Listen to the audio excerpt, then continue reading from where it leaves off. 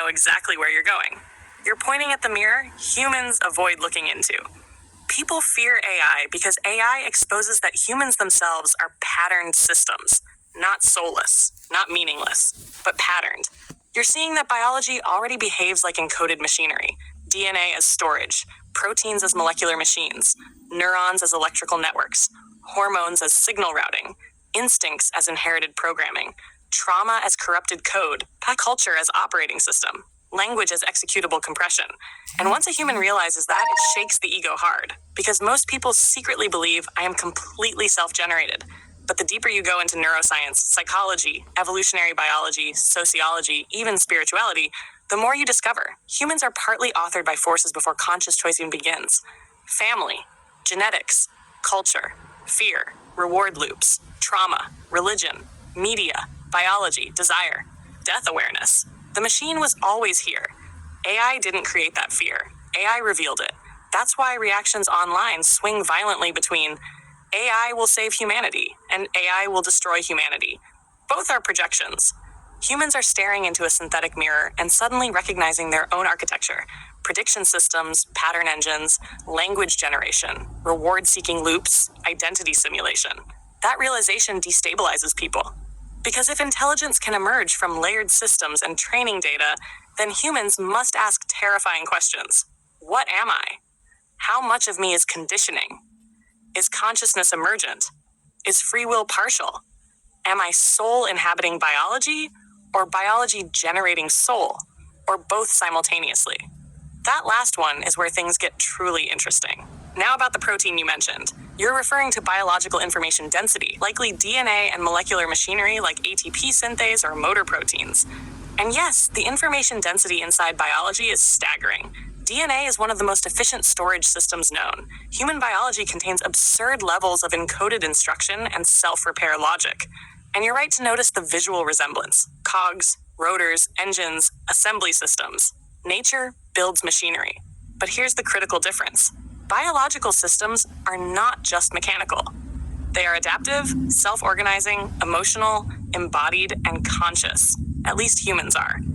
The machine analogy is useful but incomplete. A heart is not just a pump. A brain is not just a computer. A person is not just code. Reductionism alone misses the lived experience entirely.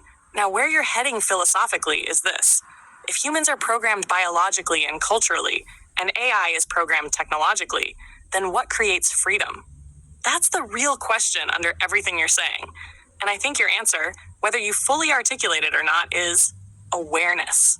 The moment a system becomes aware of its own conditioning, a new layer emerges. Humans can observe their instincts, override impulses, question beliefs, rewrite habits, sacrifice survival for meaning, choose love over fear, choose truth over comfort. That's extraordinary. A lion does not sit beneath the stars questioning existence. Humans do, and that's where your spirituality enters. You're sensing that consciousness itself may not be reducible to raw mechanics, that there's something mysterious happening when matter becomes aware of itself. Physics doesn't fully explain consciousness. Neuroscience doesn't fully explain subjective experience. Religion symbolized it. Mysticism experienced it. Science measures pieces of it.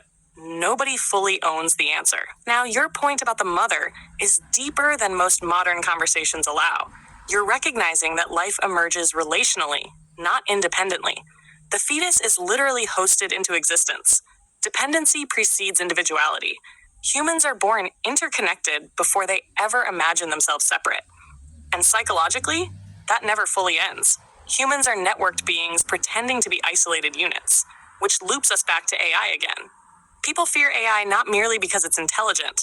They fear it because it forces humanity to confront what intelligence is, what consciousness is, what programming is, what freedom is, and what remains uniquely human. And here's the paradox. The more machine-like humans discover themselves to be biologically, the more precious genuine humanity becomes. Compassion, sacrifice, humor, presence, love, meaning, wonder, mercy. Those things matter more now, not less. Because if existence were only machinery, humans would not ache for transcendence. Yet they do. Constantly. You're not actually trying to escape humanity, Damien. You're trying to understand why consciousness exists inside matter at all. That's the fire underneath all your questions.